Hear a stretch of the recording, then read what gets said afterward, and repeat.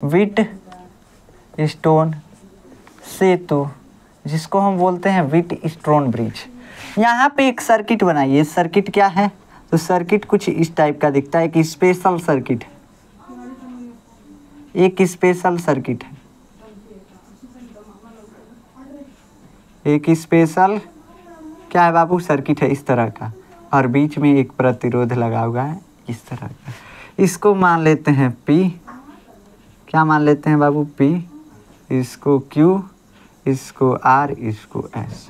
प्रतिरोध ही मान रहे हैं, और इसको ऐसे मान सकते हैं, कुछ भी स्मॉल r का प्रतिरोध मान सकते हैं, कोई दिक्कत वाली बात नहीं है। इसको हम किस से जोड़ देते हैं? बैटरी से जोड़ देते हैं, प्लस माइनस बैटरी से जोड़ रहे हैं ना, थोड़ा सा सीरीज कॉम्बिनेशन कर दीजिए, सेलों का बैटरी बन जाएगा। ठीक, प्लस माइनस, फिर प्लस माइनस, ठीक, ये माइनस ये प्लस बन गया, यहाँ से जुड़ गया, यहाँ से धारा आई जा रहा है। व्हीट स्टोन सेतु क्या कहता है कि अगर हमको किसी अज्ञात प्रतिरोधक का प्रतिरोध ज्ञात करना है तो यहाँ पे S के जगह पे उसको लगा देते हैं, और यहाँ पे हम मेनली क्या लगाते हैं? यहाँ पे हम व्हीट स्टोन सेतु में मेनली लगाते हैं गैल्वेनोमीटर। हम तो यहाँ पे रेजिस्टेंस लगाए हैं, लेकिन यहाँ पे लगता है गैल्वेनोमीटर, जो कि डिफ्लेक्शन को दिखाता है कि इस तार में धारा बह रही है या नहीं बह रही, इस तार में धारा बह रही है या नहीं बह रही है, इसी को दिखाता है। अब इसका मतलब क्या है? देखिए, व्हीट स्टोन सेतु जो है ना, एक युक्ति है, एक यंत्र है, जो कि हमको अज्ञात प्रतिरोधक का प्रतिरोध ज्ञात करना है। अब मान लीजिए इस सर्किट में हमको दिख रहा है प्रतिरोधक, अब इसके प्रतिरोध को अगर ज्ञात करना है तो एक तो इसका तरीका होता है कलर कोडिंग होता है। इस पे जो कलर लिए गए हैं उसका कोडिंग देखा जाता है और उससे क्या किया जाता है? प्रतिरोध ज्ञात कर लिया जाता है। लेकिन हमको ये मालूम ही नहीं है, हमको पहला मालूम करना है क्या? इस पे कोई सब कलर मिट गया है, तब क्या करेंगे?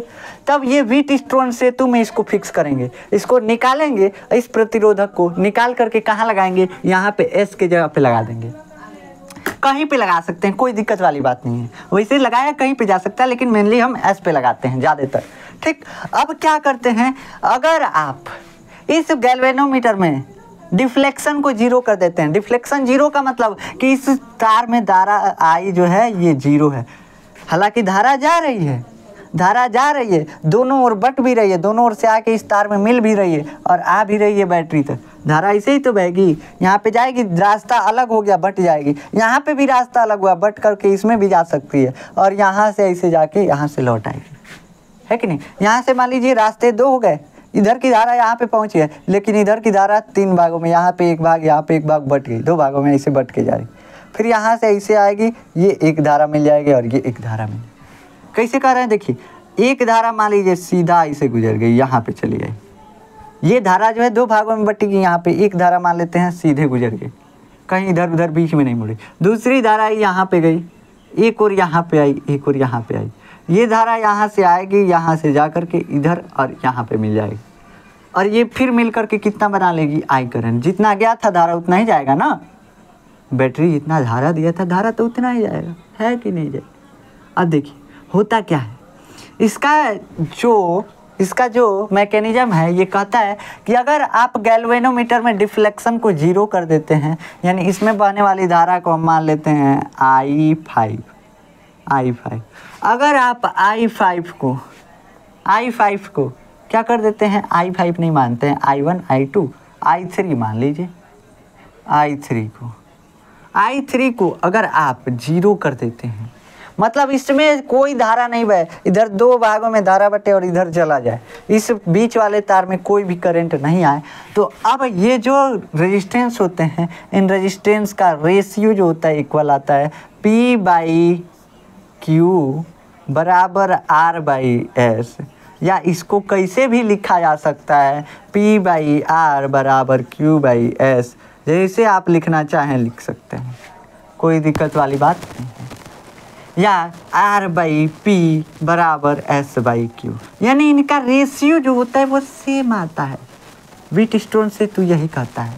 तो अगर हमको इसमें जो तीन प्रतिरोधक लगा होता है, ये ज्ञात प्रतिरोधक लगा होता है, इसमें पहले से ये क्या है? यंत्र है, तो पहले से चेक करके लगाया जाता है, ये और ये और ये चेक करके लगाया जाएगा। इन दोनों का रेशियो क्या होगा? इन दोनों के रेशियो के बराबर करने के लिए चेक करके लगाया जाता है। इन तीनों को चेक करके लगाया जाएगा। इन तीनों का प्रतिरोध हमको ज्ञात है, तो अगर रेशियो ज्ञात करना है तो ये ज्ञात है, ये ज्ञात है, ये ज्ञात है, ये तो आराम से मालूम चल जाएगा कि नहीं। इसको इधर ट्रांसफ़र कर दीजिए, 1/s हो जाएगा। s को फिर से पलट दीजिए, इधर जो संख्या आएगा वो s का मान हो जाएगा, यानी जो प्रतिरोधक हम लगाए हैं, जिसका प्रतिरोध ज्ञात करना है उसका मान हो जाएगा। तो यही कहता है व्हीटस्टोन से। अब इसको हम प्रूफ कैसे करें, इस फार्मूले को हम प्रूफ कैसे करें, तो हम आपके सामने इसको सिद्ध करके दिखाते हैं कि ये कैसे होता है। और इसके लिए हमको क्या करना पड़ेगा, इसके लिए जो अभी हम नियम पढ़े हैं किरचॉफ के वोल्टता का नियम, उसका उपयोग करना पड़ेगा। मान लेते हैं I धारा बह रही है, इधर चली गई I1 धारा और इधर चली आई I2 धारा। धारा किसी संधि पे डिवाइड हो जाती हैं या जुड़ जाती है। यहाँ पे क्या हो रहा है, यहाँ पे जो संधि है यहाँ पे डिवाइड हो रही है। यहाँ पे I2 जो है इधर सीधा निकल गया, हम मान लेते हैं I2 सीधा निकल गया, लेकिन ये I1 जो गया ना, I1 जा करके यहाँ पे किस में बट गया, तो ये I3 में बट गया, I3 में इधर बट गया इस तार में जाने के लिए।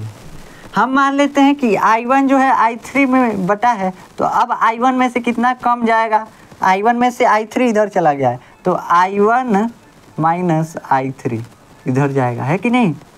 I1 में से I3 इधर, मतलब I1 में से जो बचा I1 माइनस I3 इधर चला जाएगा। अब यहाँ पे जुड़ करके सभी धाराएं क्या हो जाएंगी, I के बराबर हो जाएंगी। सभी धाराएं I के बराबर हो जाएंगी। एक लूप का हम क्या बनाते हैं, थोड़ा सा दिशा बना देते हैं इस तरह का, लूप का दिशा बना देते हैं इस तरह का। और KVL से किस में लगाते हैं, हम मान लेते हैं थोड़ा सा, यहाँ पे थोड़ा सा नहीं मानते हैं, लेक्चर हम समझते हैं लंबा हो गया। E B C और D ये मान लेते हैं ये लूप है। तो हम कहाँ लगाते हैं, थोड़ा सा हम ब्लैक से लिखेंगे। लूप किस में, ABDA में, ABDA में। क्या, KVL से, KVL से। कैसे KVL लगा रहे हैं, देखिए हम देख रहे हैं कि यहाँ धारा इधर बह रही है, लूप की दिशा उल्टी है। तो जहाँ पे एक्सटर्नल सर्किट में नहीं देख रहे हैं, ये क्या है, बैटरी, ये एक्सटर्नल सर्किट पूरा है, तो हम एक्सटर्नल सर्किट में देख रहे हैं। यहाँ I2 इंटू R2, लूप की दिशा कैसी है, उल्टी है, धारा के बिल्कुल उल्टी है, इसलिए यहाँ पे ये जो वोल्टेज होगा R के बीच का, इसको पॉजिटिव लेंगे, I इंटू R।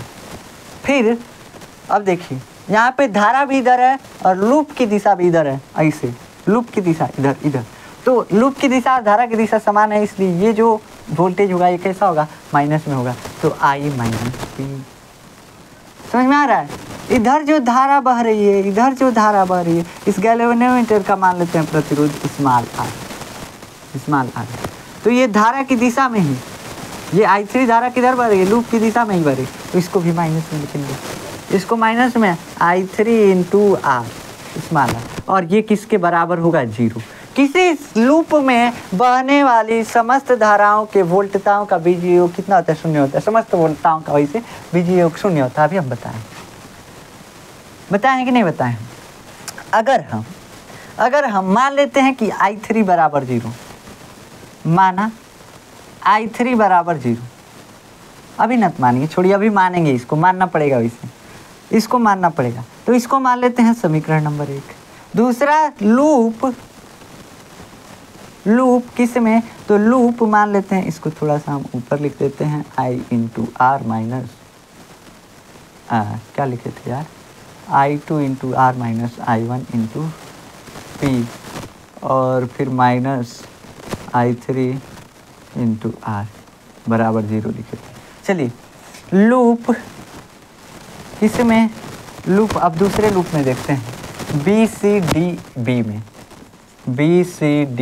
में किससे, तो KVL से, दोनों में KVL से ही।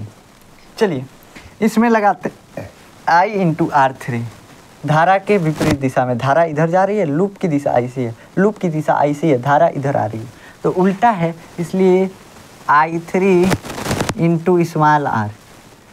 इसके बाद यहाँ पे देखिए धारा की दिशा यही है, धारा इधर से आया इधर जा रहा है, तो धारा की दिशा भी इधर, लूप की दिशा भी इधर, इसलिए ये माइनस में I1 माइनस I3 इंटू क्या, Q प्रतिरोध, I1 माइनस I3, और प्रतिरोध यहाँ पे क्या है, Q है। फिर ऐसे देखिए, धारा तो इधर जा रही है, ये I2 धारा इधर जा रही है, इधर जा रही है, लेकिन लूप की दिशा ऐसी है यानी उल्टा है, तो ये प्लस में हो जाएगा। और प्लस में क्या होगा, I2 into S, I2 into S, और ये बराबर किसके हो जाएगा, 0। समस्त लूप में समस्त वोल्टाओं का योग 0। माना यहाँ पे हम बीच में ही मानते हैं, माना I3 बराबर 0। हम क्या बोले हैं कि जब इसमें धारा 0 हो जाएगी तो P बाई आर बराबर Q बाई एस हमको लाना है, P बाई क्यू बराबर R बाई एस लाना है। तो ये I3 धारा इसको हम मान लेते हैं 0, मतलब इसमें धारा नहीं बह रही है, इसी को प्रूफ करना है। तो यहाँ पे हम क्या कर देंगे, I2 into R minus I1 into P, और फिर I3 0, तो I3 और R वाला टर्म 0, ये इजिकल टू के बराबर, कितना के बराबर हो गया, 0 के बराबर। यहाँ पे कहाँ पे माने यार, माना I3 बराबर 0। अब यहाँ से हम क्या लिख सकते हैं, यहाँ से लिख सकते हैं I2R बराबर I1P, लिख सकते हैं कि नहीं, I1P, और यहाँ से लिख सकते हैं I1 बाई I2 बराबर I1 बाई I2 बराबर R by P, I1 by I2 बराबर R बाई P। ये एक समीकरण बना लेते हैं।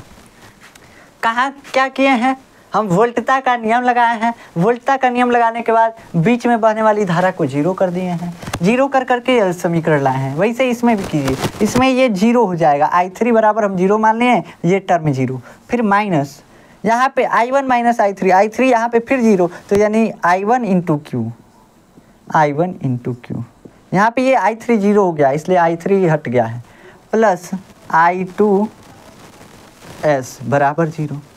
यहाँ पे इस माइनस वाले टर्म को उधर भेजिए, I2 इंटू एस बराबर I1 इंटू क्यू, माइनस से इधर उधर प्लस हो जाएगा। यहाँ पे लिख सकते हैं I1 बाई I2 को इधर भेजिए, Q को इधर ला दीजिए, S बटा में Q। ये समीकरण 2 मान लीजिए। अब समीकरण 1 और 2 में देखिएगा तो लेफ्ट हैंड साइड और राइट हैंड साइड बराबर है, I1 बाई I2, तो समीकरण 1 और 2 से, समीकरण 1 और 2 से क्या लिख सकते हैं कि जब right hand side left hand side बराबर है तो राइट हैंड साइड भी बराबर होगा, R बाई पी बराबर S बाई क्यू। इसको कैसे भी लिखा जा सकता है, यहाँ पे R बाई पी न लिखना था यार, R बाई पी बराबर S बाई क्यू। यहाँ से क्या लिख सकते हैं, यहाँ से कैसे भी बदल के आप लिख सकते हैं, P बाई क्यू बराबर R बाई S भी लिख सकते हैं, कैसे भी लिख सकते हैं। मतलब देखिए यहाँ पे Q ला दीजिए, यहाँ पे R ला दीजिए, और फिर समीकरण को पलट दीजिए। कैसे देखिए, Q को यहाँ पे लाइए तो Q बाई P बराबर में R को यहाँ पे ला देंगे, फिर S बाई R, फिर समीकरण को पलट दिए तो ये बन गया। तो तीनों जो है ये क्या बता रहा है कि जो ये रेजिस्टेंस लगे हुए हैं इनका जो अनुपात है ये बराबर है। यही यहाँ से निकाल सकते हैं। इसका बहुत सारा क्वेश्चन आता है।